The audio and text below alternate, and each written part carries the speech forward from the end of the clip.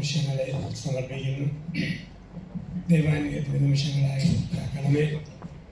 ഞങ്ങളുടെ ഈ സമയങ്ങളിലെ സംസാരവും പങ്കുവയ്ക്കുന്നതല്ല ദൈവമഹത്വത്തിനും മനുഷ്യ നന്മയ്ക്കുമായിട്ട് തീരാൻ ഇടയാകട്ടെ. ഞങ്ങളുടെ എല്ലാ വാക്കുകളെയും ഞങ്ങളുടെ എല്ലാ സംരംഭങ്ങളെയും സമർപ്പിക്കുന്നു. പിതാവും പുത്രനും പരിശുദ്ധാത്മാവുമായ സർവേശ്വര എന്നേക്കും. എല്ലാവർക്കും നമസ്കാരം. നമ്മുടെ രാജകന്യ സിനിമ ഓഗസ്റ്റ് 1 റിലീസ് ചെയ്യാൻ പോകുന്നത്. ഇതൊരു ദീർഘനാളൊരു പ്രോസസ്സായിരുന്നു. ഈ സിനിമയുടെ ചിത്രീകരണവും അതിൻ്റെ ബാക്കി പോസ്റ്റ് പ്രൊഡക്ഷൻ വർക്കുകളൊക്കെ തീർത്ത് നമ്മളിപ്പോൾ 1 റിലീസ് ചെയ്യാൻ പോവാണ്. അതിൻ്റെ പ്രാരംഭമായിട്ട് ഇവിടെ ഒരു പ്രസ് മീറ്റ് വിളിച്ചു കൂട്ടുകയും കുറേ ആർട്ടിസ്റ്റുകളോടെ വരാനൊക്കെ ഉണ്ട്. അപ്പോൾ നമ്മൾ എല്ലാവരും കൂടെ കൂടി ഇതിൻ്റെ കുറച്ച് പ്രൊമോഷൻ കാര്യങ്ങളൊക്കെ ഒന്ന് സ്റ്റാർട്ട് ചെയ്യുകയാണ്. ഈ സിനിമ ഒരു ഫാൻറ്റസി ത്രില്ലറാണ്. ഈ സിനിമ ഒരു ഗ്രാമവുമായിട്ട് ബന്ധപ്പെട്ട ഒരു ക്രൗണും അതൊക്കെയാണ് ഇതിൻ്റെ ഒരു ചുറ്റുവട്ടം ഒരു ക്യാരക്ടർ വരുന്നത്. ഇതിൽ ഒരുപാട് ആർട്ടിസ്റ്റുകൾ അഭിനയിച്ചിട്ടുണ്ട്.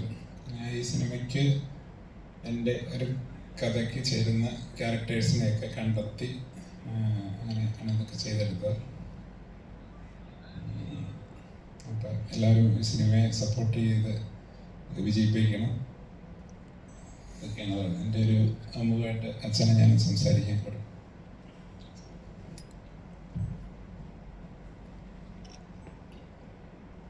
ഇന്ന് നമ്മുടെ സിനിമയുടെ സംസ്കാരം മാറുന്ന ലോകത്തിലാണ്. ഞങ്ങളുടെയൊക്കെ ചെറിയ കാലങ്ങളിൽ നല്ല കഥയുള്ള സിനിമകൾ കണ്ടു കഴിയുമ്പോൾ തന്നെ ചില കാര്യം തിരുത്തണം എന്ന് പ്രേരിപ്പിക്കുന്ന സിനിമകൾ. ആ രീതിയിലായിരുന്നു അപ്പനമ്മ മക്കൾ കുടുംബബന്ധം ജീവിത നന്മ ഇതെല്ലാം ഉള്ള പടങ്ങളായിരുന്നു. പക്ഷെ 1990 2000-ന് ശേഷം വരുന്ന കഥകളിൽ ഒന്നെങ്കിൽ അപ്പനും അമ്മയില്ലാത്ത കുറേ പേരുടെ കഥകൾ, കുറേ ഓട്ടങ്ങൾ, ബഹളങ്ങൾ, ഒരു സിനിമ എന്താണെന്ന് പോലും നമുക്കറിയത്തില്ലാത്ത രീതിയിൽ, പിന്നെ ഭയങ്കരമായ ക്രൂരത, രക്തം ചൊരിച്ചത്, വെട്ട്, കുത്ത്, അതിന് നല്ല നടന്മാർ പോലും നിന്നു കൊടുക്കുന്ന ഒരു ശോചനീയ അവസ്ഥ. അങ്ങനെ സിനിമ നെഗറ്റീവായിട്ട് സമൂഹത്തിലേക്ക് വരാൻ തുടങ്ങി. അത് കണ്ടിട്ട് ആത്മഹത്യ ചെയ്യുന്നവർ, ആ രീതിയിൽ കൊള്ളയടിക്കുന്നവർ, അങ്ങനെയുള്ള നെഗറ്റീവ് ചിന്തകൾ ഒരുപാട് പടരുമ്പോൾ ഒരു തിരിച്ചുപോക്കിനുള്ള ക്ഷണമാണ് രാജകന്യക എന്ന ഈ സിനിമ. അല്പം കൂടി ഇപ്പം ആര് കണ്ടാലും അവർക്ക് തോന്നും അല്പം കൂടി സത്യസന്ധതയോടെ ജീവിക്കണം, നീതിയോടെ, മാന്യമായി കരുണയോടെ. അങ്ങനെയൊക്കെ ജീവിക്കാനുള്ള ഒരു പ്രചോദനം കൊടുക്കുകയാണ് ഈ സിനിമ. ഇപ്പം ഒരു കഥയുണ്ട്, സമൂഹത്തെ സ്വാധീനിക്കുന്ന ചിന്തകളുണ്ട്. ഏത് ജാതിയിൽപ്പെട്ടാലും നന്മയിൽ ജീവിക്കണമെന്നുള്ള ഒരു പ്രേരണയും ഈ പടത്തിലൂടെ പ്രേക്ഷകരിലേക്ക് കടന്നു വരുന്നുണ്ട്. അങ്ങനെയുള്ള ഒരു പടമായതുകൊണ്ടാണ് അതിൻ്റെ ഒരു അവസാന ഭാഗം ഞാനും അപ്പോൾ ഒരു റോളെടുത്ത് ആ സിനിമയിലേക്ക് വന്നത്. ഒരു സമൂഹത്തിൽ നന്മ വരുത്തുന്ന, ഈശ്വരവിശ്വാസം വളർത്തുന്ന, സത്യം വളർത്തുന്ന ഒന്നായിട്ട് ഈ പടം നിലകൊള്ളുന്നു. ആ രീതിയിൽ രാജകന്യക നമ്മുടെ സമൂഹത്തെ സ്വാധീനിക്കും. അതാണ് ഇതിറങ്ങുന്നതിന് തൊട്ട് നമ്മുടെ ദിവസങ്ങളിലെ എൻ്റെ പ്രതീക്ഷ.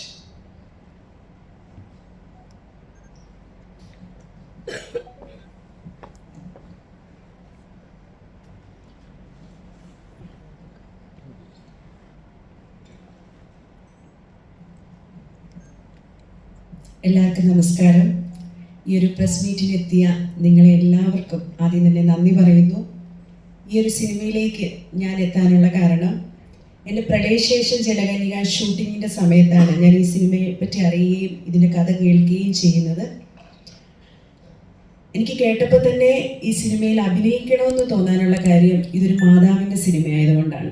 ഞാൻ വളരെ മാതാവിൻ്റെ ഭക്തിയായ ഒരു കുട്ടിയാണ്, ഒരു ലേഡിയാണ്. അതെന്നെ ഏറ്റവും കൂടുതൽ ആകർഷിച്ചത്. അതിലുപരി ഈ സിനിമയ്ക്ക് നല്ലൊരു കാമ്പുള്ളൊരു സിനിമയാണ്. എൻ്റെ ഒരു ക്യാരക്ടർ സാറ എന്നാണ്. ആ ക്യാരക്ടറിന് അധികം ദൈർഘ്യമുള്ള അല്ലെങ്കിൽ പോലും ചെയ്യുന്നത് വളരെ സ്ട്രോങ് ആയിട്ടുള്ള ഒരു കുഞ്ഞിന് വേണ്ടി ഏറ്റവും കൂടുതൽ എല്ലാ മാതാപിതാക്കളെ ഏറ്റവും കൂടുതൽ സ്നേഹിക്കുന്നവരുടെ മക്കളെ ആയിരിക്കും. അപ്പോൾ എൻ്റെ മോളെ, അവൾക്ക് വേണ്ടി ജീവിക്കുന്ന ഒരമ്മ, അവളെ എങ്ങനെയൊക്കെ ജീവിതത്തിലെ ഓരോ ദുരനുഭവത്തിൽ നിന്ന് അവളെ രക്ഷപ്പെടുത്താമെന്ന് ആലോചിച്ച് ഒരു ഭക്തിയായ ലേഡിയായിട്ട് തന്നെയാണ് ഈ മൂവിയിൽ അഭിനയിക്കുന്നത്. ഒരുപാട് സന്തോഷം ഈ സിനിമയുടെ ഭാഗമാകാൻ സാധിച്ചതിലും ഇവരോടൊപ്പമൊക്കെ അഭിനയിക്കാൻ സാധിച്ചതിലും. വിക്ടറാണ് ഇതിൻ്റെ ഡയറക്ടർ. വിക്ടർ ഡയറക്ടർ മാത്രമല്ല, ഒരു എഡിറ്ററൂടെയാണ്. അദ്ദേഹത്തിൻ്റെ വളരെ ക്ഷമപരമായ ഒരു സമീപനമാണ് ഈ സിനിമയെ ഇത്രയും നല്ല മനോഹരമാക്കിയെന്ന് തന്നെ പറയാം. അദ്ദേഹം പെട്ടെന്ന് തീർത്ത ഒരു സിനിമയല്ല, നീണ്ട 2 വർഷത്തോളമായി ഈ സിനിമ ഷൂട്ട് നടക്കുന്നു. ഏകദേശം ഇതിൻ്റെ പകുതിയോളം കഴിഞ്ഞ സമയത്താണ് ഞാൻ ഈ സിനിമയെ ജോയിൻ ചെയ്യുന്നത്. അത് ഒന്നിച്ചല്ല ഈ സിനിമ മുഴുവൻ കംപ്ലീറ്റ് ചെയ്തത്, പാർട്ടായിട്ട് കുറച്ച് ദിവസങ്ങളെടുത്ത് പണം സംഭരിച്ച് വളരെ സമയമെടുത്തും ചെയ്ത ഒരു സിനിമയാണ്. സിനിമ ചെയ്ത പോലെ തന്നെ അതിൻ്റെ എഡിറ്റിങ്ങും ഡബ്ബിങ്ങും എല്ലാം അദ്ദേഹം ഒരുപാട് സമയമെടുത്ത്, അദ്ദേഹത്തിൻ്റെ വൈഫാണ് ഈ സിനിമ എഡിറ്റ് ചെയ്തിരിക്കുന്നത്. ഇത്രയും നല്ല ആൾക്കാരോട് വർക്ക് ചെയ്യാൻ സാധിച്ചത് തന്നെ ദൈവത്തിൻ്റെ ഒരു വലിയ അനുഗ്രഹമാണ്. ഒരുപാട് ദൈവികത ഉള്ളൊരു സിനിമയാണ് ഇത്. 4 ഭാഷകളിലാണ് ഇറങ്ങുന്നത്. 4 ഭാഷയുണ്ട് ഇതിനെ പരിവർത്തനം ചെയ്തിട്ടുണ്ട് അല്ലേ.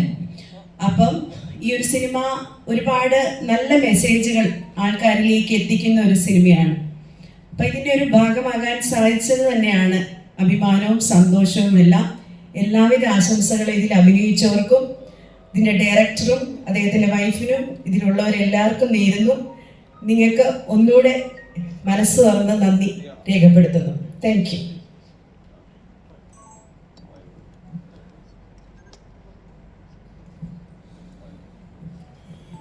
നമസ്കാരം, ഞാൻ കോട്ടയം രമേശ്.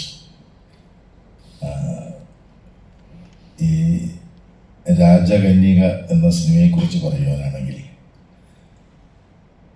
വിക്ടർ എന്നോട് ഒരു സിനിമയുണ്ടെന്നും അതിലൊരു വേഷം ചെയ്യണമെന്നും പറഞ്ഞ് എന്നെ വിളിച്ചിരുന്നു. ശ്രീ ജോസ് വരാപ്പുഴയാണ് അതിന് നിമിത്തമായത്. അങ്ങനെ വിക്ടറുമായിട്ട് സംസാരിച്ച് കഴിഞ്ഞപ്പോൾ അദ്ദേഹത്തിൻ്റെ സംസാരത്തിൽ നിന്നും എനിക്ക് ഒരു കാര്യം മനസ്സിലായി. മലയാള സിനിമയുടെ ഒരു കാലഘട്ടത്തിലുണ്ടായിരുന്ന അവതരണ രീതി, അത് തിരിച്ച് അതിലേക്ക് എത്തണം എന്ന് ആഗ്രഹിക്കുന്ന, അതായത് കഥാപരമായി സാമൂഹിക സാംസ്കാരിക കുടുംബ ബന്ധങ്ങളിലും ഒക്കെ ഇടകലർന്നു പോകുന്ന അങ്ങനെ ഒരു സംസ്കാരത്തിൽ സിനിമ ഉണ്ടായിരുന്ന കാലം, അതിലേക്ക് തിരിച്ചു പോകണമെന്നായിരുന്നു അദ്ദേഹത്തിൻ്റെ ആ പറച്ചിൽ നിന്ന് ആഗ്രഹമെന്ന് എനിക്ക് മനസ്സിലായി. അപ്പോൾ എനിക്കും തോന്നി, ഞാൻ സിനിമ കണ്ടു തുടങ്ങിയ കാലത്ത് അങ്ങനെയുള്ള സിനിമകളായിരുന്നു ധാരാളം. അതിൽ നിന്ന് പ്രചോദനമുണ്ടായി ആണ് എനിക്കും ഒരു സിനിമാ നടനാകണം എന്നുള്ള ആഗ്രഹം ഉണ്ടായത്. അപ്പോൾ തീർച്ചയായും അദ്ദേഹത്തോടൊപ്പം സഞ്ചരിക്കുന്നത് നന്നായിരിക്കും എന്നെനിക്ക് അന്നേരം തോന്നി. അതുകൊണ്ട് ആ കഥയോ മറ്റു കാര്യങ്ങളോ ഒന്നും കേൾക്കാൻ പോലും ഞാൻ നിന്നില്ല. എൻ്റെ കഥാപാത്രത്തിൻ്റെ കാര്യം പറഞ്ഞു, ഞാൻ ഓക്കെ പറഞ്ഞു. അങ്ങനെയാണ് ഈ സിനിമയിൽ ഞാനും വന്നു ചേർന്നത്. അതൊരു ഭാഗ്യമായിട്ട് ഞാൻ കരുതുന്നു. കാരണം ഒരു നല്ല സിനിമയുടെ പിറവിക്ക് വേണ്ടിയിട്ട് അതിൻ്റെ പിന്നിൽ എവിടെയെങ്കിലും എന്നാൽ കഴിയാവുന്നത് ചെയ്യാൻ സാധിച്ചു എന്ന ചാരിതാർത്ഥത്തോടു കൂടിയാണ് ഞാനും ഈ സിനിമയുടെ ഈ നിമിഷം വരെയും ഈ സിനിമയോടൊപ്പം സഞ്ചരിക്കുന്നത്. ഇതൊരു നല്ല സിനിമയായിരിക്കും. നല്ല സിനിമ എന്ന് ഞാൻ പറയുമ്പോൾ ഇപ്പോൾ ഇറങ്ങുന്ന സിനിമയ്ക്ക് മോശമാണെന്നതിന് അർത്ഥമാക്കേണ്ടതില്ല. കാരണം അതിൻ്റെ അവതരണ രീതികളിൽ വളരെയധികം മാറ്റം വന്നിട്ടുണ്ട്. ഇപ്പോൾ പ്രധാനമായിട്ടും കണ്ടുവരുന്നത് ഒരു സിനിമ സാമ്പത്തിക ലാഭമുണ്ടാകണം, അതോടൊപ്പം തന്നെ അതിനകത്ത് പ്രവർത്തിക്കുന്നവർക്ക് പേരും പെരുമയൊക്കെ ഉണ്ടാകണം, എല്ലാവരും അറിയപ്പെടണം എന്ന ആഗ്രഹം മാത്രമേ ഉണ്ടായിരുന്നുള്ളൂ. മുൻപ് അങ്ങനെ ആയിരുന്നില്ല എന്നെനിക്ക് തോന്നുന്നു. കാരണം അന്നുള്ള സിനിമാ കലാകാരന്മാർ അവർക്ക് സമൂഹത്തോടൊരു പ്രതിബദ്ധതയുള്ളതായിട്ട് നമുക്ക് ഓരോ സിനിമകൾ കാണുമ്പോഴും തോന്നിയിരുന്നു. അപ്പം അതിനുവേണ്ടി അവർ പണമോ അല്ലെങ്കിൽ പേരും പ്രശസ്തിയോ മാത്രം നോക്കിയിരുന്നില്ല. പ്രധാനമായിട്ടും സാമൂഹികപരമായ നന്മയ്ക്ക് വേണ്ടിയിട്ടുമൊക്കെ ആയിരുന്നു അന്നത്തെ പ്രൊഡ്യൂസർമാർ ഉൾപ്പെടെയുള്ള മറ്റ് സംവിധായകരാണേലും ടെക്നീഷ്യന്മാരാണേലും ഒക്കെ പ്രവർത്തിച്ചിരുന്നു നമുക്ക് തോന്നും. ഇന്ന് പേരെടുക്കണം, സാമ്പത്തിക ലാഭമുണ്ടാകണം എന്നുള്ള ചിന്ത. അതുകൊണ്ടാണ് നമ്മൾ ഒരു ജോണറിൽ വരുന്ന സിനിമകൾ തന്നെ തുടർച്ചയായിട്ട് ഇങ്ങനെ വരുന്നതാണ്. ഒരു സിനിമ വിജയിച്ചു എന്ന് കണ്ടു കഴിഞ്ഞാൽ പിന്നെ അതിൻ്റെ ആ കഥയുടെ തന്തു മനസ്സിലാക്കി ആ കഥാതന്തുവിനെ ബേസ്മെൻ്റ് ആക്കിക്കൊണ്ടായിരിക്കും പുറകെ വരുന്ന കുറേ സിനിമകൾ. അപ്പം ആ ഒരു രീതിക്ക് മാറ്റമുണ്ടാകും, അല്ലെങ്കിൽ ഉണ്ടാകണം എന്നുള്ള രീതിയിലായിരിക്കും ഈ സിനിമ ഇതിൻ്റെ സംവിധായകൻ ഉദ്ദേശിച്ചിരിക്കുന്നതെന്ന് എനിക്ക് തോന്നുന്നു. എന്തായാലും ഒരു നല്ല സിനിമയായിരിക്കും എന്ന് തർക്കമില്ലാതെ പറയാൻ കഴിയും. വളരെ സന്തോഷമുണ്ട് ഈ സിനിമയിൽ അഭിനയിക്കാൻ കഴിഞ്ഞതിൽ. പിന്നെ ഒപ്പം നിങ്ങൾ ഇത്രയും മീഡിയാസ് ഇവിടെ വന്നതിൽ വളരെയധികം സന്തോഷമുണ്ട്. നിങ്ങളെപ്പോലുള്ള ആളുകൾ വേണം ഇങ്ങനെയുള്ള സിനിമകൾക്ക് പ്രോത്സാഹനം കൊടുക്കാനും ഒക്കെ. അതുകൊണ്ട് സമൂഹത്തിനും നമുക്ക് നേട്ടമുണ്ടാകും എന്നുള്ളത് തർക്കമില്ലാത്ത കാര്യമാണ്. എല്ലാവർക്കും എൻ്റെ പ്രത്യേകം നന്ദിയും കടപ്പാടും അറിയിക്കുകയാണ്. പിന്നെ പ്രേക്ഷകരോട് പറയാനുള്ളത്, ഈ ഒരു സിനിമ ഒരു നല്ല സിനിമയായിരിക്കും. അത് നല്ല മനസ്സിൻ്റെ ഉടമകളായിട്ടുള്ള ആളുകൾക്ക് വളരെയധികം ഗുണം ചെയ്യും, വളരെയധികം പ്രചോദനമുണ്ടാകും. ഈ സിനിമ കാണണം, നിങ്ങൾ തിയേറ്ററിൽ വന്ന് ഈ സിനിമ നിങ്ങളെല്ലാവരും കാണണം എന്നുള്ളൊരു അഭ്യർത്ഥനയാണ് എനിക്ക് ഈ അവസരത്തിൽ പറയാനുള്ളത്. നന്ദി.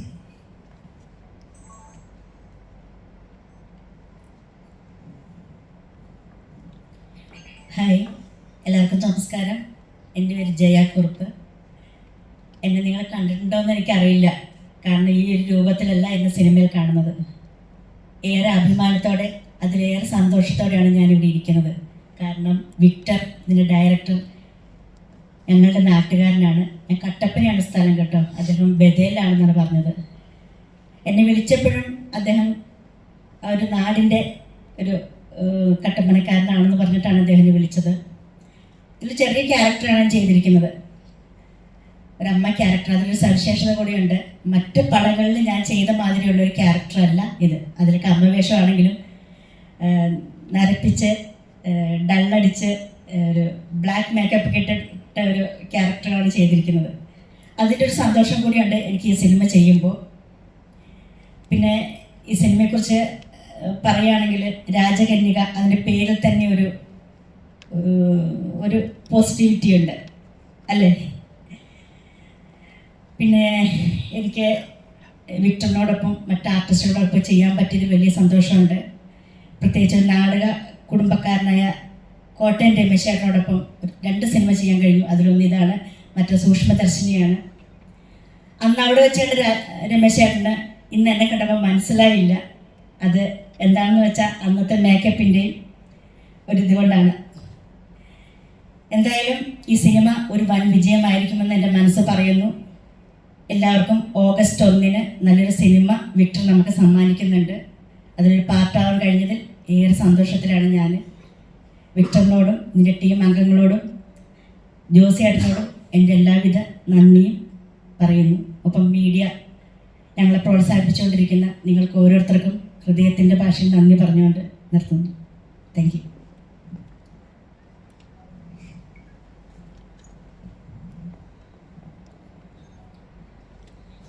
എല്ലാവർക്കും നമസ്കാരം.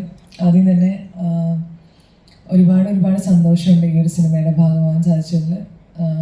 പിന്നെ എൻ്റെ സൈഡിൽ നിന്ന് ഞാനൊരു പേഴ്സണൽ അപ്പോളജി പറയുകയാണ്. സാധാരണ ഒരു ഇവൻറ്റ് നടക്കുമ്പം മാക്സിമം ഒരു 5 അല്ലെങ്കിൽ ഒരു 10 മിനിറ്റ് മുമ്പ് എത്താൻ ശ്രമിക്കുന്ന ഒരാളാണ് ഞാൻ. ഇന്ന് കുറച്ച് നേരം വഴി ആർട്ടിസ്റ്റുകൾ എനിക്ക് വേണ്ടി വെയിറ്റ് ചെയ്തു, അച്ഛൻ വെയിറ്റ് ചെയ്തെന്ന് ഞാൻ അറിയാം. Really sorry. ഇനിയിപ്പം സിനിമയെ പറ്റിയിട്ട് പറയാനാണെന്നുണ്ടെങ്കിൽ ഞാനിങ്ങനെ ഡയറക്ടറിൻ്റെ അടുത്ത് ചോദിക്കുകയായിരുന്നു എൻ്റെ ക്യാരക്ടറിനെ പറ്റി ഞാൻ എങ്ങനെ സംസാരിക്കും. കാരണം അത് ഇച്ചിരി ഒരു സസ്പെൻസ് എലിമെൻ്റ് കൂടെ ഉള്ള ഒരു ക്യാരക്ടറാണ്. ആൻഡ് മോറോവർ ഞാനിതിലൊരു ഗസ്റ്റ് അപ്പിയറൻസ് തന്നെയാണ് ചെയ്തിരിക്കുന്നത്. അപ്പം മീഡിയയിൽ നിന്നുള്ള പല സുഹൃത്തുക്കളും എൻ്റെ അടുത്ത് ചോദിച്ചു, എയറിലായതുകൊണ്ടാണോ, എപ്പോഴുള്ള എയറിലായതുകൊണ്ടാണോ എന്നെ ഏഞ്ചലാക്കി ഇതിൽ കാസ്റ്റ് ചെയ്തിരിക്കുന്നത്.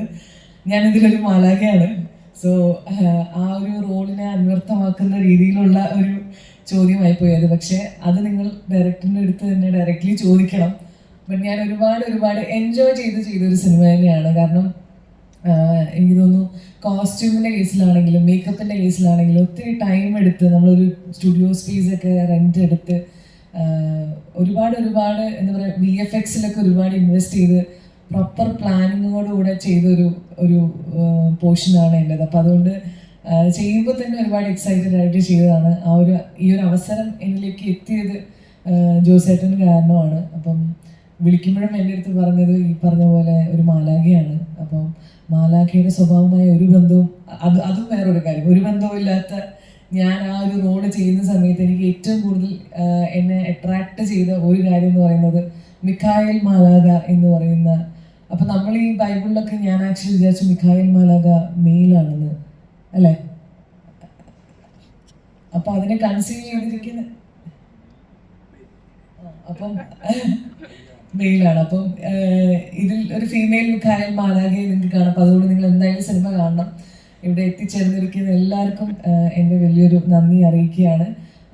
നമുക്കറിയാം ഈയിടെയായി മീഡിയയിൽ ഒരുപാട് ചോദ്യങ്ങളും ഉത്തരങ്ങളും ഒക്കെ പാളിക്കൊണ്ടിരിക്കുകയാണ്. അപ്പോൾ വളരെ മാന്യമായ ചോദ്യങ്ങളും വളരെ സിനിമയോട് ചേർന്ന് നിൽക്കുന്ന ചോദ്യങ്ങൾ മാത്രമേ നിങ്ങൾ ചോദിക്കുകയുള്ളൂ എന്നുള്ള എക്സ്പെക്റ്റേഷനിലാണ് ഞാൻ രാവിലെ തന്നെ ഇവിടെ വന്നിരിക്കുന്നത്, ഞങ്ങളെല്ലാവരും. അപ്പം അതുകൊണ്ട് ദയവ് ചെയ്ത് ഉപദ്രവിക്കരുത്, പേഴ്സണൽ ചോദ്യങ്ങളൊന്നും ചോദിക്കരുത്. നമുക്ക് സിനിമയെ പറ്റി ഡിസ്കസ് ചെയ്യാം. ഞങ്ങളുടെ ഈ കുഞ്ഞു സിനിമ ഓഗസ്റ്റ് 1-ാം തീയതി റിലീസാണ്. ഇനി അധികം 1-ാം തീയതി റിലീസാണ്. ഞങ്ങൾക്ക് അധികം ദിവസങ്ങളില്ല. അപ്പം ഞങ്ങളുടെ സിനിമ ആളുകളിലേക്ക് മാക്സിമം എത്തിക്കുക എന്നുള്ള ഒരു കർത്തവ്യമാണ് ഞങ്ങളിലുള്ളത്. അപ്പം അതുകൊണ്ട് തന്നെ നിങ്ങളുടെ ചോദ്യങ്ങൾ എന്തും ആവട്ടെ, ഞങ്ങൾ റെഡിയാണ്. ബട്ട് സ്റ്റിൽ എനിക്ക് എന്താ പറയുക, നിങ്ങളൊന്ന് അവെയർ ആക്കണം എന്നുള്ളത് മാത്രമേ ഉള്ളൂ.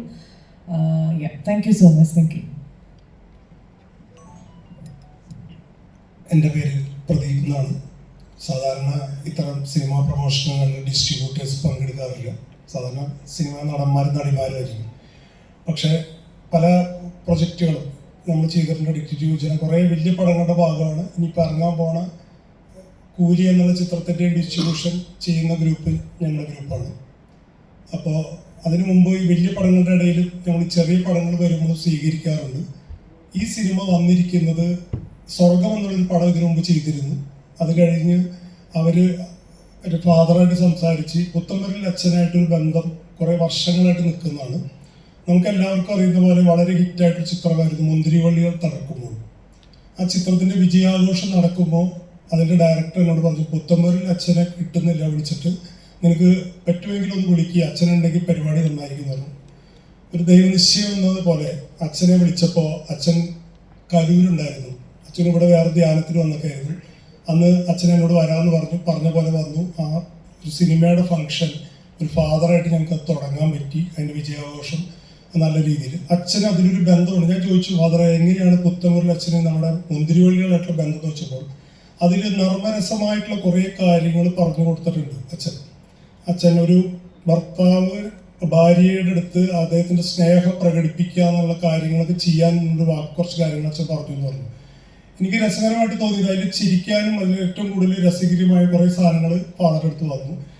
ഈ സിനിമ വന്നപ്പോഴും പുത്തമ്പരിൽ അച്ഛനായിട്ട് എന്നെ വിളിച്ചു, സംസാരിച്ചു. എന്തായാലും എനിക്ക് വലിയ സന്തോഷമുണ്ട്, നീയാണ് അത് ഡിസ്ട്രിബ്യൂട്ട് ചെയ്യണമെന്ന് പറഞ്ഞപ്പോൾ. അതായത് അച്ഛനോട് പറഞ്ഞത് ദൈവനിശ്ചയമാണ്, നിൻ്റെ അടുത്തേക്ക് തന്നെ ആ സിനിമ വന്നു, ഞാൻ വളരെയധികം കൃതാർത്ഥനാണെന്ന് പറഞ്ഞു. അച്ഛനും കൂടി ആലോചിച്ചിട്ട് ഞാൻ പറഞ്ഞു, സിനിമ ചെയ്യുമ്പോഴും തിരക്കുകളുടെ ഇടയിലും ഈ സിനിമ ചെയ്യാൻ ഇതിൻ്റെ വിതരണ രീതിയിൽ മറ്റു സിനിമകൾക്ക് വ്യത്യസ്തമായിട്ടുള്ള കുറച്ച് കാര്യങ്ങൾ പറയാൻ ആഗ്രഹിക്കുന്നു. അതായത് കേരളം ഒട്ടുക്കൊന്നും ഈ സിനിമ റിലീസ് ചെയ്യില്ല. ഈ സിനിമ ഇടുക്കി, കോട്ടയം, ആലപ്പുഴ, തൃശ്ശൂർ, എറണാകുളം, മലബാറിൻ്റെ 1-2 സ്ഥലങ്ങൾ. എന്തുകൊണ്ട് അങ്ങനെ ചെയ്യണമെന്ന് വെച്ചാൽ ഇവർ വർക്ക് ചെയ്ത് പള്ളികളിലും ബാക്കിയുള്ളവർക്കൊക്കെ സിനിമ എത്തിച്ചിട്ട് ഒരു കുഞ്ഞു സിനിമ വിജയിക്കാനുള്ള കുറച്ച് പരിപാടികൾ നമ്മൾ ചെയ്തിട്ടുണ്ട്. കുറച്ച് ഷോസും കാര്യങ്ങളായിട്ടാണ് നമ്മളിത് തുടങ്ങുന്നത്. അങ്ങനെ തുടങ്ങിയിട്ടില്ലെങ്കിൽ എന്താ കുഴപ്പമെന്ന് പറഞ്ഞാൽ ഇവർക്ക് ഒരാഴ്ച കൊണ്ട് സിനിമ പോകരുത്. ചിലപ്പോൾ 1 വർഷം അല്ലെങ്കിൽ 2 വർഷം എടുത്തിട്ടായിരിക്കും ചിലപ്പോൾ കേരളം മുഴുവൻ കളിച്ച് കിട്ടുക. പക്ഷെ അത് ആ രീതിയിൽ എത്തിച്ചതിന് ശേഷം മാത്രമാണ് നമ്മൾ ഈ സിനിമ പുറത്തേക്ക് വിടുന്നത്. അപ്പോൾ പല പടങ്ങളും നമ്മൾ തന്നെ വരും, ഓണം വരും, ഇങ്ങനെയൊക്കെയുള്ള സമയത്തും ഈ സിനിമ കുറച്ച് തലങ്ങളിൽ കണ്ടിന്യൂ ചെയ്തുകൊണ്ടിരിക്കും. അങ്ങനെ ചെയ്തില്ലെങ്കിൽ ഒറ്റ സമയത്ത് 300 തിയേറ്ററിലൊക്കെ പടം എടുത്ത് സിനിമ മാറി അത് ഇന്ത്യ നിർത്തിപ്പോയി എന്നുള്ളൊക്കെ വിചാരിക്കുന്നത് വേറൊരു രീതിയാണ് ഞാൻ ഇതിന് വേണ്ടിയിട്ട് ചെയ്തിരിക്കുന്നത്. അത് ഡയറക്ടർക്കും അതിൽ അഭിനയിച്ചുള്ള ആൾക്കാർക്കൊക്കെ വളരെ സന്തോഷമായി. കാരണം എന്താ വെച്ചാൽ ഉള്ള സ്ഥലങ്ങളിൽ അവരുടെ വർക്കിംഗ് രീതികളൊക്കെ നടക്കുന്നുണ്ട്, പള്ളികളിൽ പോകുന്നുണ്ട്, വർക്ക് അവിടുത്തെ അങ്ങനത്തെ രീതി കൂടിയാണ് നമ്മൾ ഈ സിനിമ മുന്നോട്ട് കൊണ്ടുപോകുന്നത്. അത് ഒത്തിരി ഗുണം ചെയ്യും ആ സിനിമയ്ക്ക്. പിന്നെ എന്നും ഞാൻ പറയാറുണ്ട്, നമ്മുടെ മീഡിയ രംഗത്ത് നിന്ന് കിട്ടുന്ന സപ്പോർട്ടാണ് ഞങ്ങൾക്ക് എപ്പോഴും ഒരു സിനിമയ്ക്ക് കരുത്താവുന്നത്. പണ്ടുള്ള കാലങ്ങളിൽ ആൾക്കാർ പറഞ്ഞു കേട്ടും കാര്യങ്ങളെക്കാളും കൂടുതൽ പെട്ടെന്ന് അറിയും ആൾക്കാരുടെ ഇടയിൽ. അപ്പോൾ അതിനുള്ള ഏറ്റവും കൂടുതൽ ഗുണം ചെയ്യുന്നത് നിങ്ങളെപ്പോലുള്ള എൻ്റെ സുഹൃത്തുക്കൾ തന്നെയാണ്. അപ്പോൾ ഈ വലിയ പടങ്ങൾക്ക് കൊടുക്കുന്ന പോലെ തന്നെ ആ ഒരു സഹകരണം എൻ്റെ ഈ ചെറിയ പടത്തിന് നിങ്ങൾ തരുന്നറിയാം. എന്തായാലും എല്ലാവർക്കും ഈ അവസരത്തിൽ ഞാൻ നന്ദി കൂടി അറിയിക്കുന്നു.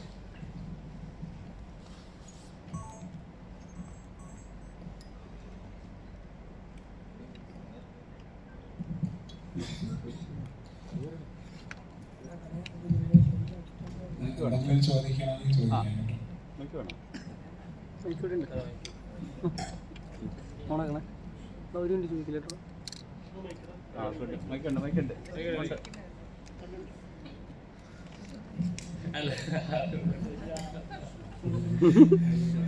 എന്താണ് അവിടെ തുടങ്ങണ്ട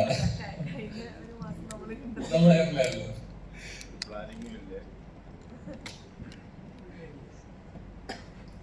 സംവിധായകന്റെ അടുത്ത് തന്നെയാണ്.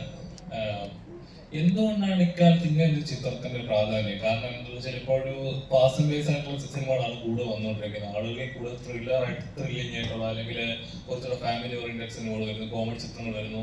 അപ്പോൾ അങ്ങനെ ഒരു ജോണറിൽ ഓടിക്കൊണ്ടിരിക്കുന്ന കാലങ്ങളിൽ ആളുകൾ ഇങ്ങനത്തെ ഒരു എന്താ പറയാ ഒരു ഡിവൈൻ ആയിട്ടുള്ള അല്ലെങ്കിൽ ഒരു കുറച്ചുകൂടെ ഇങ്ങനത്തെ ടൈപ്പ് ജോണറുള്ള പടങ്ങൾ കാണുന്ന ആളുകൾ കുറവാണ്. നമ്മൾ ടി വിയിൽ നിന്നും കണ്ടിട്ടുണ്ട്, അത് പണ്ട് കാലത്ത് തിയേറ്ററിലും കാണുക. അപ്പൊ ഇങ്ങനെ ഒരു ഫാസ്റ്റ് ജോണറിൽ പോയിക്കൊണ്ടിരിക്കുന്ന കാലത്ത് ഇങ്ങനെ ചിത്രത്തിന് പ്രാധാന്യം എന്താണ്? ഒരുപക്ഷെ ഇപ്പം സിനിമ കണ്ടിട്ടില്ലാത്തതുകൊണ്ട് ആയിരിക്കും ഞാൻ വിചാരിക്കുന്നു. ഇത് ഇങ്ങനെ ഒരു ഫെയ്ത്ത് പടമല്ല. ഒന്നാമത്തെ കാര്യം, ഞാനിങ്ങനെ എഴുതി വെച്ചിട്ടുള്ള ഒരു 6-7 സ്ക്രിപ്റ്റുകളുണ്ടായിരുന്നു. ഒരു 6-7 വർഷമായിട്ട് ഞാൻ വേറെ നല്ല കൊമേഴ്ഷ്യൽ സിനിമകളുടെ നല്ല രീതിയിൽ ചെയ്ത് ഈ സബ്ജക്റ്റ് ഇതിൻ്റെ ഇടയ്ക്ക് കയറി വന്നു, ഇതിൻ്റെ ത്രെഡൊക്കെ. പിന്നെ ഇതൊരു ഫാൻറ്റസി ത്രില്ലറാണ് ഈ പടം. ഇത് 2 കാലഘട്ടം കാണിക്കുന്നുണ്ട്. ഒരു ഗ്രാമവും അത് എൻ്റെ ഒരു ക്രൗണും ഒക്കെ ആയിട്ട് ബന്ധപ്പെട്ട ഒരു മിത്തും അതൊക്കെയാണ് എൻ്റെ ഒരു തീം. പിന്നെ അതിങ്ങനെ ഒരു സിനിമ നമ്മൾ ചെയ്യുമ്പോൾ അത് ഏതെങ്കിലും ഒരു റിലീജിയൻ ഒരു ബേസ് ഉണ്ടാവുമല്ലോ. അതിലെ പ്രധാന ക്യാരക്ടേഴ്സ് ഒന്നെങ്കിൽ ഒരു ക്രിസ്ത്യനോ അല്ലെങ്കിൽ ഒരു ഹൈന്ദവ ഇതായിരിക്കും, ഏതെങ്കിലും ഒരു അപ്പോൾ നമ്മുടെ ഈ കഥയുടെ ഒരു ബേസ് കിടക്കുന്നത് ഒരു ഗ്രാമവും ഒരു മാതാവുമായിട്ട് ബന്ധപ്പെട്ട ഒരു സബ്ജക്റ്റാണ് അതിൻ്റെ ഒരു ത്രെഡ്. അപ്പോൾ അതിനൊരു ക്രിസ്ത്യൻ ഒരു മൂഡിലാണല്ലോ അതിൻ്റെ സ്റ്റോറി പോകുന്നത്. അപ്പം ഈ കഥയിൽ ഞാൻ ഒരിക്കലും അതൊരു ക്രിസ്ത്യൻ ഒരു ഭക്തിപ്പടമായിട്ടല്ല ഈ സിനിമ ഉണ്ടാക്കി ചെയ്യുന്നത്. ഈ സിനിമ എല്ലാ റിലീജിയൻസ് ആൾക്കാരും വരുന്ന ഒരു ഗ്രാമത്തിൻ്റെ കഥയാണ്. അപ്പോൾ ഇതിലെ എല്ലാ റിലീജിയനിൽപ്പെട്ട ആൾക്കാർക്കും ഇഷ്ടപ്പെടുന്ന രീതിയിലും ഒപ്പം ഒരുപാട് ഇൻട്രസ്റ്റിംഗ് ആയിട്ടുള്ള ഫാൻറ്റസി മോഡ് ത്രില്ലഡ് ആയിട്ടുള്ള ഒരുപാട് കാര്യങ്ങളുണ്ട്. ഒരിക്കലും ഇതിങ്ങനെ ഒരു ഫുൾ ഒരു ഭക്തിപ്പടമല്ല.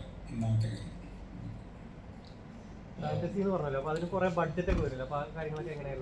ഞാൻ നേരത്തെ പരസ്യരംഗത്ത് വർക്ക് ചെയ്തിരുന്ന ആളായിരുന്നു, എഡിറ്ററായിട്ട് വർക്ക് ചെയ്തതാണ്.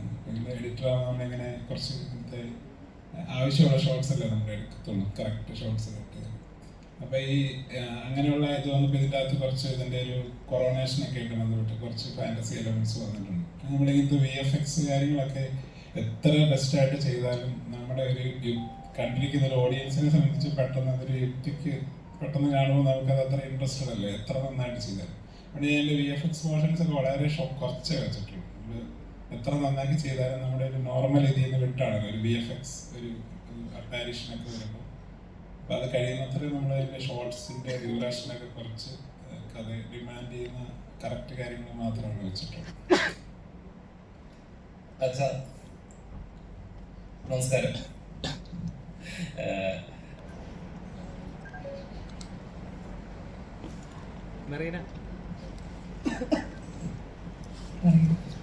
കുഴപ്പമൊന്നുമില്ല. പ്രൊഫസർ പറയും, അതായത് ഇപ്പൊ ഈ സിനിമയിലെ കഥാപാത്രം ഒരു ഏഞ്ചലായിട്ടാണല്ലോ, ഒരു ഫാന്റസി എലമെന്റ് ആണ്. അപ്പം നോർമലി നമ്മൾ ഇങ്ങനത്തെ ഇപ്പോഴത്തെ ഒരു ടൈപ്പ് ഓഫ് ആക്ടേഴ്സ് നമുക്ക് ഒരു ഫാന്റസി ക്യാരക്ടർ അത്രത്തോളം ഡെപ്ത് ഉണ്ട്, അല്ലെങ്കിൽ ചെയ്യുന്നതിനകത്ത് ഈ എലമെന്റ് ഞാൻ ചെയ്താൽ എത്രത്തോളം വർക്ക് ആവും, പിന്നെ ആളുകൾ എങ്ങനെ ജഡ്ജ് ചെയ്യുമോ, അങ്ങനെ ഒരുപാട് തോട്ട്സ് ഉണ്ടാവുമല്ലോ. അപ്പൊ ഈ ഒരു കഥ കേട്ടപ്പോ ഇങ്ങനെ ഒരു കഥാപാത്രമാണെന്ന് അറിഞ്ഞപ്പോ അതിനൊരു തോട്ട്സ് എപ്പോഴും പോയായിരുന്നു? ഇല്ല, എന്നെ ആളുകൾ ജഡ്ജ് ചെയ്യുന്നതിൽ ഒരു പ്രശ്നമുള്ള ആളല്ല ഞാൻ. പക്ഷേ ഫോർ എക്സാമ്പിൾ എനിക്കറിയാം, ഞാൻ ചിലപ്പോൾ ചെയ്യുന്ന കഥാപാത്രങ്ങളാണെങ്കിലും ചില ഇൻ്റർവ്യൂസ് ആണെങ്കിലും ഒക്കെ ആളുകൾ ജഡ്ജ് ചെയ്യുന്നുണ്ടാവും. അപ്പം ഞാനത് തമാശ രൂപേണ ഞാൻ ഇപ്പം നേരത്തെ രാവിലെ ഒരു ഇൻ്റർവ്യൂ എടുക്കുമ്പോൾ ക്വസ്റ്റ്യൻസ് ചോദിക്കുമ്പോൾ പോലും ഞാൻ പറഞ്ഞു ചിലപ്പോൾ ആൾക്കാരെന്നെ ജഡ്ജ് ചെയ്യുന്നു. ബട്ട് ഞാൻ അങ്ങനെ അതിൽ ബോധേഡായിട്ടുള്ള ഒരു വ്യക്തിയേ അല്ല. എന്നെ പേഴ്സണലി അറിയുന്നവർക്ക് അതറിയാം. സോ ഈ ഒരു കഥാപാത്രം എൻ്റെ അടുത്തേക്ക് വന്ന സമയത്ത് സത്യത്തിൽ ഞാൻ ഇങ്ങനത്തെ ഒരു സാധനം എക്സ്പെരിമെൻ്റ് ചെയ്തിട്ടില്ല എൻ്റെ കരിയറിൽ. ഞാൻ വളരെ ബോൾഡായിട്ടുള്ള, ഇത് ബോൾഡ് തന്നെയാണ്, ബട്ട് നമ്മൾ റിയലിസ്റ്റിക്കലി, നിങ്ങൾ പറഞ്ഞല്ലോ ഫാൻറ്റസി എലിമെന്റ് ഉണ്ട് ഇതിൽ, പ്ലസ് വളരെ റിയലിസ്റ്റിക് ആയിട്ട് സാധാരണ ഭൂമിയിൽ ജീവിക്കുന്ന മനുഷ്യന്മാരെ പോലെയുള്ള ക്യാരക്ടേഴ്സേ ഞാൻ ചെയ്തിട്ടുള്ളൂ.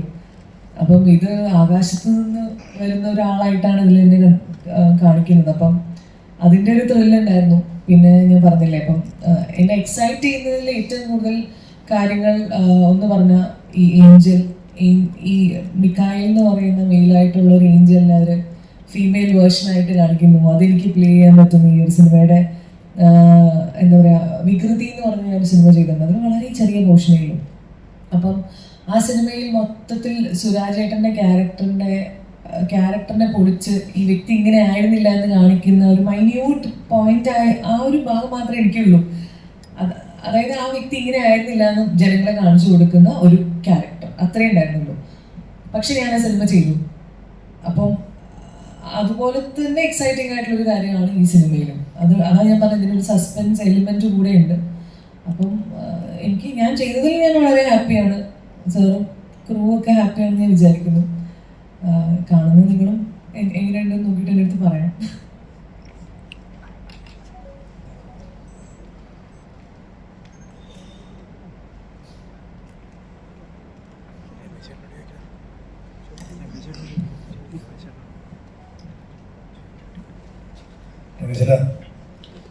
ഓക്കെ, ഇങ്ങനെയുള്ള സിനിമകൾ ഒരു പരിധിവരെ തിയേറ്ററിൽ എത്തി അതൊരു വിജയത്തിലേക്ക് എത്തിക്കാൻ ഇന്നത്തെ കാലത്ത് കുറച്ച് ബുദ്ധിമുട്ടാണ്.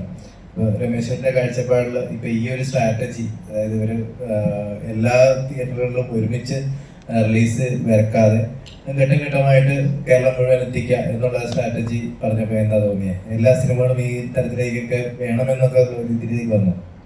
അല്ല, അത് ഇപ്പം ഈ ഇതിൻ്റെ സംവിധായകനും പ്രൊഡ്യൂസറും അതുപോലെ ഡിസ്ട്രിബ്യൂട്ടേഴ്സും അവർക്ക് തോന്നിയ ഐഡിയ ആണ്. അപ്പം അത് ഗുണം ചെയ്യുമെന്നാണ് എനിക്ക് തോന്നുന്നത്. കാരണം എല്ലാ സ്ഥലത്തൂടെ ഇപ്പോൾ ഒരേ സമയം റിലീസ് ചെയ്യുമ്പം അവിടേക്കൊക്കെ എല്ലാം ശ്രദ്ധിക്കാനായിട്ടുള്ളൊരു സംവിധാനം അവർക്ക് ഉണ്ടാവില്ല. അതിനൊക്കെ വലിയ ഭാരിച്ച സാമ്പത്തിക ചെലവുകളും വരുന്നു. പക്ഷേ ഇത് കുറേശ്ശെ ഓരോ ഘട്ടമായിട്ട് ഓരോ ഏരിയയിൽ കവർ ചെയ്ത് അങ്ങനെ പോവുക എന്നുള്ളത് ഒരു പരീക്ഷണവും കൂടി ആയിരിക്കും ഒരുപക്ഷെ. അത് വിജയിക്കാതിരിക്കേണ്ട യാതൊരു കാര്യവും ഉണ്ടെന്ന് എനിക്ക് തോന്നുന്നില്ല, എൻ്റെ അനുഭവം വെച്ച്. കാരണം ഓരോ ഏരിയയിലുള്ള ആളുകൾ സിനിമ കാണുന്നത്, ബഹുഭൂരിപക്ഷം വരുന്ന ആളുകൾ അവരുടെ ഏരിയയിൽ വരുമ്പോഴായിരിക്കുമല്ലോ കാണുന്നത്. അവിടെ റിലീസ് ചെയ്യുമ്പോൾ അവർക്കൊരു പുതുമയായിട്ട് തോന്നും. അപ്പോൾ അവരത് അന്നേരം പോയി കാണും. പിന്നെ ഇതിൽ അപൂർവം ചില ആളുകൾ ചിലപ്പോൾ മറ്റിപ്പോൾ തിരുവനന്തപുരത്തുള്ള ഒരാൾ കോഴിക്കോട് വെച്ചായിരിക്കും ഈ പടം കാണുന്നത്. അപ്പോൾ അവർ തിരുവനന്തപുരത്ത് പോയിട്ട് ഒരു വർഷം പറയും ഇന്നത്തിൽ കോഴിക്കോട് വെച്ച് സിനിമ ഉണ്ട്, ഇവിടെ റിലീസായിട്ടില്ല, അതുകൊണ്ട് റിലീസാകും. അപ്പോൾ അന്നേരം കാണാൻ വേണ്ടിയിട്ട് അത് ഒരു പ്രചോദനമാകും ഇങ്ങനെ പറയുമ്പോൾ. പിന്നെ കുറച്ച് നല്ല സിനിമയാണെങ്കിൽ നല്ലൊരു പബ്ലിസിറ്റി ആളുകൾ പറഞ്ഞുണ്ടാകും. എത്രയല്ലായാലും ഈ പ്രേക്ഷകരുടെ മനസ്സിൽ തോന്നുന്ന വികാരങ്ങളും ഒക്കെ അല്ലെങ്കിൽ വിചാരങ്ങളെയും നമ്മൾ പുറമേ നിന്ന് എത്ര ശ്രമിച്ചു കഴിഞ്ഞാലും മാറ്റിമറിക്കാനൊന്നും സാധിക്കത്തില്ല. നല്ല സിനിമകൾ ഉണ്ടായാൽ അതിനിപ്പോൾ ആരെതിർത്താലും ആ സിനിമ ഒരു പക്ഷേ നല്ല രീതിയിൽ തന്നെ വരും. ആരെന്നെയും വിജയിപ്പിക്കാമെന്ന് വിചാരിച്ചാലും അത് നടക്കത്തില്ല. കാരണം അതിലൂടെ അബദ്ധം പറ്റിയെന്ന് ആളുകൾക്ക് തോന്നുന്നു, അതായിരിക്കും പിന്നീട് വരുന്നത്. ഞാനിപ്പോൾ ഒരാളെ നിർബന്ധിച്ച് ഗംഭീര സിനിമ അങ്ങനെ എങ്ങനെയാണെന്നൊക്കെ അല്ല, ഞാൻ എൻ്റെ കാഴ്ചപ്പാടിലായിരിക്കും പറയുന്നത്. അപ്പോൾ അയാൾ കാണുമ്പോൾ അയാൾക്കത് ഇഷ്ടപ്പെടണമെന്നില്ല. പിന്നെ അയാൾ പോയി മറ്റൊരാളോട് പറയുന്നത് അങ്ങനെ ആയിരിക്കില്ലല്ലോ, അത് നല്ല സിനിമയാണെന്ന് പറയത്തില്ലല്ലോ. അങ്ങനെയാണ്. അപ്പം ഓരോ പ്രേക്ഷകന്റെയും കാഴ്ചപ്പാടിൻ്റെ അതിൻ്റെ അറിവിൻ്റെ ആഴം അനുസരിച്ചായിരിക്കും അവരതിനെക്കുറിച്ച് വിധി എഴുതുന്നത്. അപ്പോൾ ടോട്ടലി ഒരു സാമൂഹിക പ്രതിബദ്ധതയുള്ളൊരു സിനിമയാണെങ്കിൽ എല്ലാവരും അത് ഒരുപോലെ കാണും എന്നുള്ളതാണ് എൻ്റെ ഒരു അനുഭവം ഇതുവരെ ഉള്ളത്. അച്ഛൻ പറഞ്ഞതുപോലെ തന്നെ മുൻപുണ്ടായിരുന്ന സിനിമ എല്ലാം നല്ലതും ഇപ്പോൾ ഉണ്ടാകുന്ന സിനിമ മോശമാണെന്നും അല്ല ഇതിനർത്ഥം. ഇപ്പൊ ആളുകളുടെ ഇതിന്റെ സിനിമ പിന്നിൽ പ്രവർത്തിക്കുന്ന ശ്രദ്ധ കൂടുതലും പെട്ടെന്ന് കാര്യങ്ങൾ ഒക്കെ ഇതിലേക്ക് വരണം എന്നുള്ള ആഗ്രഹത്തോടു കൂടിയാണ് ചെയ്യുന്നത്. പഴയതെന്ന് പറഞ്ഞാൽ വർഷങ്ങൾ അതിന്റെ പിന്നാമ്പുറങ്ങളിലൂടെ നടന്ന് അതിന് വേണ്ട കാര്യങ്ങളൊക്കെ ഒരു പക്ഷി കൂട് കൂട്ടുന്നത് പോലെ അതിന്റെ ഓരോ അനുസാരികളും അടുപ്പിച്ച് നല്ല ഗംഭീരമായ ഒരു കൂടുണ്ടാക്കുന്നു. ഇന്നിപ്പോൾ പെട്ടെന്ന് തീരുമാനിച്ചു കാര്യങ്ങളൊക്കെ ആയി. അതിൽ അപൂർവം ചില സിനിമകൾ വർഷങ്ങളുടെ പ്രയത്നത്തിന്റെ ഫലമായിട്ട് വരുന്ന സിനിമകൾ ഇപ്പോഴും ഉണ്ട്. അതിനതിൻ്റെതായ മാറ്റം കാണാറുണ്ട്. അപ്പോൾ ഇതൊരു നല്ലൊരു ഇതായിരിക്കും. ഇങ്ങനെ കേരളത്തിൻ്റെ പല ഭാഗങ്ങളിലായിട്ട് കുറേശ്ശെ ഇതായിട്ട് വരുമ്പോൾ കൂടുതൽ എല്ലാ ഭാഗങ്ങളിലും അതിൻ്റെ സംഘാടകർക്ക് ശ്രദ്ധിക്കാൻ കഴിയും. അതൊരു നല്ല കാര്യമായിരിക്കും തോന്നുന്നു. എന്തായാലും ഒരു പരീക്ഷണം എന്നുള്ള രീതിയിൽ അറിയാൻ പറ്റുമല്ലോ നമുക്ക്. ഓക്കെ, രമേശന്റെ കഥാപാത്രം ഇതിനകത്ത് എത്രത്തോളം വിഷയം കൈകാര്യം ചെയ്യുന്നുണ്ട്? പൊതുവിൽ ഞാൻ അഭിനയിക്കുന്ന സിനിമയുടെ കഥയൊന്നും പൂർണ്ണമായിട്ട് എനിക്ക് കേൾക്കണമെന്ന് നിർബന്ധമൊന്നുമില്ല. ഞാനതിൽ പറയാമെന്ന് പറഞ്ഞ് അവർ നിർബന്ധിച്ചാൽ എന്നാൽ കേൾക്കാം, അല്ലെങ്കിൽ അറിയാം എന്ന് കരുതി കേൾക്കും. അതിൽ എന്നെ സംബന്ധിച്ചിടത്തോളം ഞാനൊരു ഫുൾ സ്ക്രിപ്റ്റ് വായിച്ച് അല്ലെങ്കിൽ അതിനെക്കുറിച്ച് മനസ്സിലാക്കി ചെയ്ത ഒരേ ഒരു സിനിമ എന്ന് പറയുന്നത് അയ്യപ്പനും കോശിയാണ്. കാരണം ഞാൻ ആ സിനിമാ രംഗത്ത് ഒരു മുഴുനീള വേഷം ആദ്യമായിട്ട് ചെയ്യുന്ന ഒരു സിനിമ ആയതുകൊണ്ട് അതിനെക്കുറിച്ച് കൂടുതൽ അറിയണമെന്ന് തോന്നി. അങ്ങനെയുള്ള സമയം ഉണ്ടായിരുന്നത്. അങ്ങനെ ആ ഒരു സിനിമയാണ്. പിന്നീട് എനിക്ക് അങ്ങനെ അത്രയും പ്രാധാന്യമുള്ളൊരു സിനിമ ചെയ്യാൻ അവസരം ഉണ്ടായിട്ടില്ല. അപ്പോൾ അതുകൊണ്ട് ബാക്കിയുള്ള കാര്യങ്ങളൊക്കെ കഥ പറയുമ്പോൾ അവരൊന്ന് ജസ്റ്റ് ഫോണിലൂടെ ആണെങ്കിലും കഥ പറയുമ്പോൾ തന്നെ അതിന് ആ കഥാപാത്രത്തിൻ്റെ സാരം എന്താണെന്നുള്ളതും നമുക്ക് ഗ്രഹിക്കാൻ സാധിക്കും. അപ്പോൾ അത് വെച്ച് ആണ് ആ സിനിമ ചെയ്യുന്നത്. അപ്പോൾ ഇനിയൊരു അവസരം ഉണ്ടായാൽ അപ്പം ഈ എന്ന് പറഞ്ഞതുപോലെ തന്നെ ഇദ്ദേഹം വിക്ടർ കഥ പറഞ്ഞപ്പോൾ കഥയെന്ന് പറഞ്ഞു, അതിനകത്ത് ക്യാരക്ടർ ഇല്ലാന്ന് പറഞ്ഞു. അപ്പം അത് ഒരു വലിയ വെല്ലുവിളിയായിട്ടൊന്നും തോന്നിയില്ല. അത് സാധാരണ രീതിയിൽ ചെയ്യുന്നൊരു നാട്ടുമനുഷ്യൻ്റെ ഒരു നാട്ടിലുള്ള ഒരു സാധാരണ നന്മ പ്രവർത്തിച്ച് നടക്കുന്ന ഒരു മനുഷ്യൻ്റെ മനസാക്ഷിയുള്ള അല്ല മനുഷ്യത്വമുള്ള ഒരു മനുഷ്യൻ്റെ കഥ. അപ്പോൾ അത് നമ്മൾ ധാരാളം കണ്ടിട്ടുണ്ട്. നമുക്ക് ചുറ്റുപാട് ഒരുപാട് പേരുണ്ടല്ലോ. അപ്പോൾ 1,00,000 പേരുണ്ടെങ്കിൽ ചിലപ്പോൾ 1-2 പേരൊക്കെ ഇച്ചിരി വ്യത്യാസം വന്നിരിക്കും. അപ്പോൾ അങ്ങനെ ഉള്ള ആളുകളാണ് നമുക്ക് ചുറ്റുമുള്ളത്. അതുകൊണ്ട് അത് എളുപ്പമാണ്. പക്ഷെ ഒരു ദുഷ്ടനായ മനുഷ്യനെ നമുക്ക് അവതരിപ്പിക്കാനാണ് ചില പ്രയാസമുള്ളത്. കാരണം ഈ എത്രയെല്ലാം പറഞ്ഞാലും അത് നമ്മുടെ മനസ്സിലേക്ക് അങ്ങോട്ട് കയറില്ല. കുറേ പാടുപെടേണ്ടി വരും അതിന് വേണ്ടിയിട്ട്. അപ്പം അങ്ങനെയുള്ള ഒരു സിനിമ അല്ലാത്തത് കൊണ്ട്, കഥാപാത്രം അല്ലാത്തത് കൊണ്ട് നമുക്ക് പെട്ടെന്ന് അതിലേക്ക് നമ്മുടെ സ്വഭാവം അല്ലെ നമ്മുടെ മനസ്സുമായിട്ട് നമ്മൾ ആഗ്രഹിക്കുന്ന രീതിയിലുള്ള മനുഷ്യൻ്റെ ഒരു പ്രവർത്തന മേഖലയാകും എന്ന് ഉള്ളത് കൊണ്ട് നമുക്ക് പെട്ടെന്ന് അതിലേക്ക് വരാൻ സാധിക്കും. ആശ അരവിന്ദ് എന്ന് പറയുന്ന നടി ഈ പറയുന്ന സിനിമയിൽ, രാജകന്യ എന്ന സിനിമയിൽ കഥാപാത്രം മാതാവിനെ ഒരുപാട് ഇഷ്ടപ്പെടുന്നു എന്ന് പറഞ്ഞിരുന്നു. അതിലെ കഥാപാത്രം മാതാവ് റിലേറ്റ് ചെയ്തുള്ള കഥാപാത്രമാണോ അതൊരു അമ്മയോ അങ്ങനെ എന്തെങ്കിലും ആയിട്ടോ ആണോ എന്നാണ് ചോദിക്കുന്നത്. എൻ്റെ കഥാപാത്രം ഒരു വീട്ടമ്മയാണ്, മോളെ ഒരുപാട് സ്നേഹിക്കുന്ന ഒരമ്മ. പക്ഷേ ഇതിനകത്ത് മാതാവ് ഒരു വളരെ പ്രാധാന്യമായിട്ടുള്ളൊരു കാര്യമായിട്ട് വരുന്നുണ്ട് എൻ്റെ ആ ഒരു അഭിനയ ആ ഭാഗത്ത്. അപ്പം മാതാവുമായിട്ട് റിലേറ്റഡ് ആയിട്ട് തന്നെയാണ് അഭിനയിച്ചിരിക്കുന്നത്. കാരണം ഞാനത് ആദ്യം തന്നെ പറഞ്ഞല്ലോ, ഞാൻ ഇതിനകത്ത് അഭിനയിക്കുന്ന ഒരു കുഞ്ഞിന് വേണ്ടി ജീവിതം മുഴുവൻ ഒഴിഞ്ഞു വെക്കുന്ന ഒരു അമ്മയായിട്ട്. അപ്പം ഒത്തിരി സ്നേഹിക്കുന്നുണ്ട് ആ കുഞ്ഞിനെ. അപ്പോൾ അതിൻ്റെ ചില കാര്യങ്ങളിൽ ഒരു പ്രാർത്ഥനയുടെ ആവശ്യം വരുന്നുണ്ട് ആ സിനിമയിൽ പല സന്ദർഭങ്ങളിൽ. അപ്പോൾ അവർ ഏറ്റവും കൂടുതൽ ഉറക്കെ പ്രാർത്ഥിക്കുകയും ഏറ്റവും കൂടുതൽ അവർ പേഴ്സണലായിട്ട് സംസാരിക്കുകയും ചെയ്യുന്നത് മാതാവിനോടാണ്. ഇപ്പം വിക്ടർ പറഞ്ഞ പോലെ തന്നെ ഇതിനകത്ത് മാതാവ് മാത്രമല്ല എല്ലാ മതസ്ഥരുടെയും കാര്യങ്ങൾ പ്രതിപാദിക്കുന്നുണ്ട്. ഇതിനകത്തെല്ലാം അച്ഛൻ പറഞ്ഞ പോലെ ഒരു മൂല്യമുള്ള കാര്യങ്ങളാണ് സംസാരിക്കുന്നത്.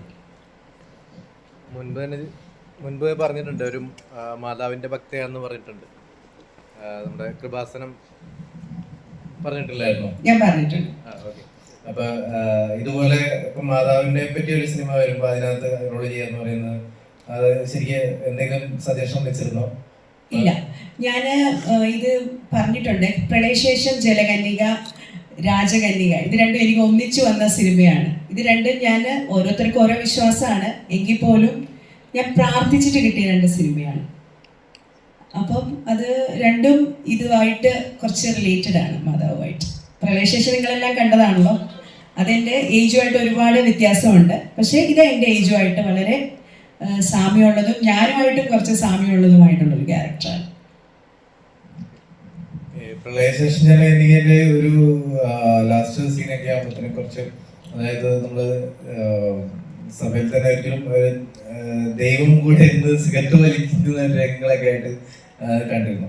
അപ്പൊ അതിന് ശരിക്കും പറഞ്ഞാൽ നോർമലി ഒരു വിശ്വാസിയെ സംബന്ധിച്ചിടത്തോളം അത് ചോദ്യം ചെയ്യപ്പെടുന്നു.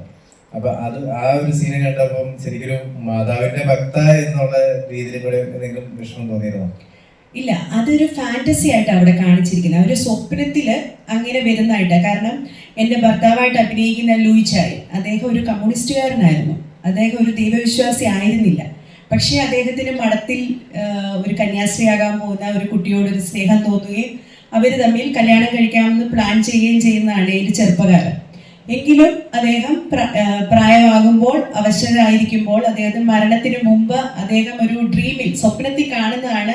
അദ്ദേഹത്തിൻ്റെ കുറേ സ്വപ്നങ്ങൾ അദ്ദേഹത്തിൻ്റെ ഭാര്യയോട് ചർച്ച ചെയ്തിട്ടുണ്ട്.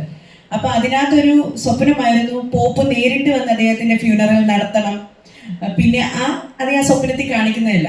അപ്പം അദ്ദേഹം ഒരു നല്ല ആളായത് ആഫ്റ്റർ മാരേജ്. അതുകൊണ്ടാണ് ആ സ്വപ്നത്തിൽ അങ്ങനെ ഒരു തീം അദ്ദേഹം സ്മോക്ക് ചെയ്യുന്നതായിട്ട് കാണിക്കുന്നത്. അത് അന്നേരം നമ്മളൊരു സോങ് സീക്വൻസിലാണ് അത് വരുന്നത്. അതൊക്കെ സിനിമയുടെ ഒരു ഫാന്റസി ടൈപ്പായിട്ട്, അല്ലെങ്കിൽ ഭയങ്കര ഓഫ് ബീറ്റ് മൂവിയായി പോയേനെ അത്. പക്ഷെ അതുപോലെ തന്നെ അതിനകത്ത് വേറൊരു സീൻ ഉണ്ടായിരുന്നു. ഇപ്പൊ സിനിമയെ കുറിച്ച് ചർച്ച ചെയ്തുകൊണ്ടല്ല സംസാരിക്കുന്നത്. അതായത് ഇതേ ടൂണിൽ വരുന്ന ഒരു സിനിമ തന്നെ ആയി, അതായത് കുറച്ച് നന്മ പറയുന്ന ഒരു സിനിമയായിരുന്നു അത്. പക്ഷെ അത് അവസാനം വന്നു കഴിഞ്ഞപ്പം ആ രീതിയിലേക്ക് കൊണ്ടുപോയി എന്നുള്ളൊരു വിഷമം കുറെ പേര് സംസാരിക്കുന്നുണ്ട്. അതുകൊണ്ട് ചോദിക്കുന്നതാണ്. മറ്റൊരു രംഗം ഉണ്ടായിരുന്നു. അതായത് അതായത് വെയില്, അതായത് കന്യാസ്ത്രീയുടെ വെയില്, അത് ഇട്ടതിന് ശേഷം ഭയങ്കരമായിട്ട് ഇടിച്ചു ചേർന്നതാണ്. അത് മടക്കി ഒതുക്കി അകത്ത് മരക്ക് വെച്ച സാധനം ആ സമയത്ത് അത് കണ്ടാലേ ആൾക്ക് ഒരു സന്തോഷം വരുള്ളൂ എന്ന രീതിയിലേക്ക് വരുന്നത്. ഇതും അതുപോലെ തന്നെ നമ്മളിപ്പം ഈ സിനിമയെ പറ്റിയാണ് പ്രൊമോഷൻ എങ്കിലും പറയാൻ നിങ്ങൾ ചോദിച്ചല്ലേ. ഇതും അതുപോലെ തന്നെ അവർ ചെറുപ്പകാലത്ത് ഞാൻ പറഞ്ഞു, അവരിങ്ങനെ കല്യാണം കഴിച്ച ഒരു അഫെയറായാണ് കല്യാണം കഴിച്ചത്. അദ്ദേഹം പാരലൈസ്ഡ് ആയിട്ട് കിടക്കുവാണ്. അദ്ദേഹത്തിന് മരണത്തിന് തൊട്ട് മുമ്പാണ് ഇദ്ദേഹം മരിക്കാൻ പോവുക എന്നുള്ളത് ആ സ്ത്രീക്ക് മനസ്സിലാവുന്നുണ്ട്, ഈ പ്ലമേനാമ്മയ്ക്ക്. അപ്പോഴാണ് ഇവർ വെള്ളപ്പൊക്കത്തിന്റെ സമയത്ത് ആൾക്കാർ വന്ന് നിങ്ങൾ വീട് ഒഴിഞ്ഞു തരണം, നിങ്ങൾ ഇപ്പൊ വെള്ളം പോകും, അങ്ങനത്തെയൊക്കെ കുറേ കാര്യങ്ങൾ അതിനകത്ത് കാണിക്കുന്നുണ്ട്.